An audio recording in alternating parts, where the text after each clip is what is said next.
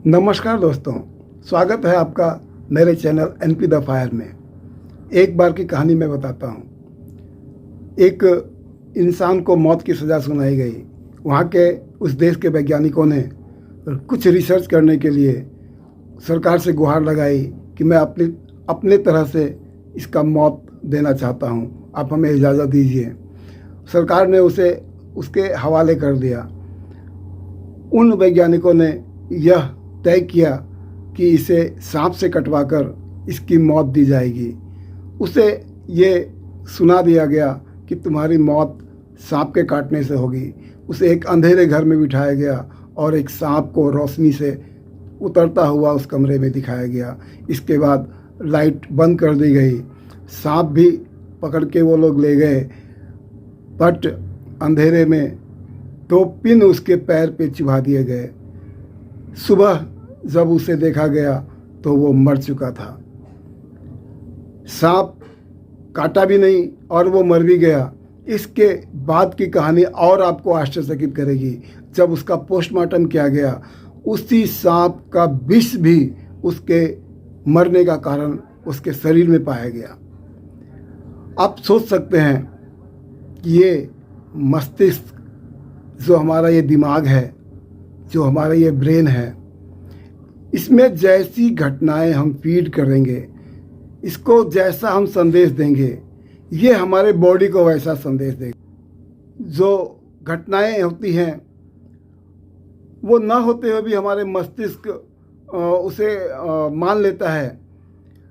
कभी हम पेड़ के ठूंठ को भूत समझ लेते हैं। चलिए, मैं आपको सांप के बारे में बता रहा था। आज कुछ और रोचक बातें मैं सांप के बारे में बताता हूँ कि सांप, लोगों का मानना है कि वो जो उसको मारता है उसके फ़ोटो खींच लेता है और उसकी पत्नी या उसका पति, कोई उसका साथी, आपको वो ढूंढ कर उसकी आंखों में देख लेता है और फिर आपको ढूंढ करके वो मारता है। बिल्कुल ही वो आपको ढूंढ के काटता है। बिल्कुल ही गलत बात है।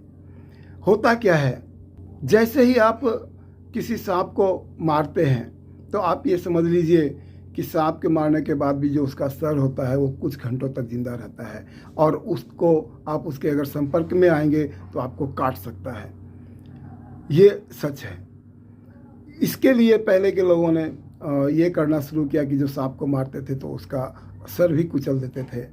तो उन्होंने किस कारण से सर कुचला और कहानियाँ कहाँ बन गई, ये किंवदंतियाँ क्या क्या रूप आकार ले गई, आपको मालूम ही है। और जहाँ तक आँख से फ़ोटो खींचने की बात है, तस्वीर बिठाने की बात है, बेचारा सांप के ये पलक नहीं होता। और जब वो पलक नहीं होता तो वो तो सोता भी आँख खोल कर है, मरता भी आँख खोल कर है। तो वो किसी की फ़ोटो क्या खींचेगा। रही बात, कहते हैं सांप के मनी होते हैं। बिल्कुल भी गलत बात है। सांप के मनी नहीं होते। सांप को मारने पे उसके साथी ढूंढने के लिए आते हैं, उसको मारने के लिए आते हैं, उसको काटने के लिए आते हैं जो आदमी ने उसे मारा है। नहीं, जहाँ सांप मरती है वहाँ उसकी कुछ स्मेल्स रह जाती हैं, कुछ गंध रह जाता है। सांप को लगता है कि यहाँ भी एक सांप है और कभी कभार वहाँ पे वो चक्कर लगाता है और इससे भी एक कहानी बन जाती है।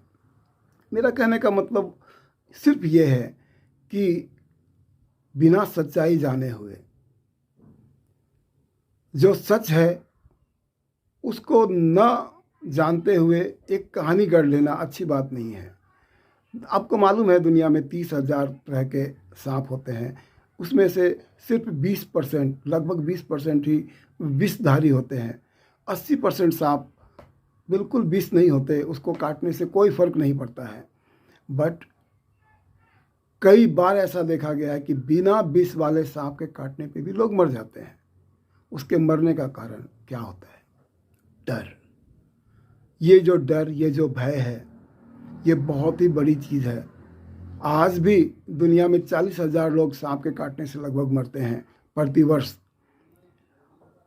सोचिए आप, जब सांप 20% ही विषधर है, 20% सांप ही घातक है। भाई साहब, कोरोना तो 1.5 से 2% ही घातक है।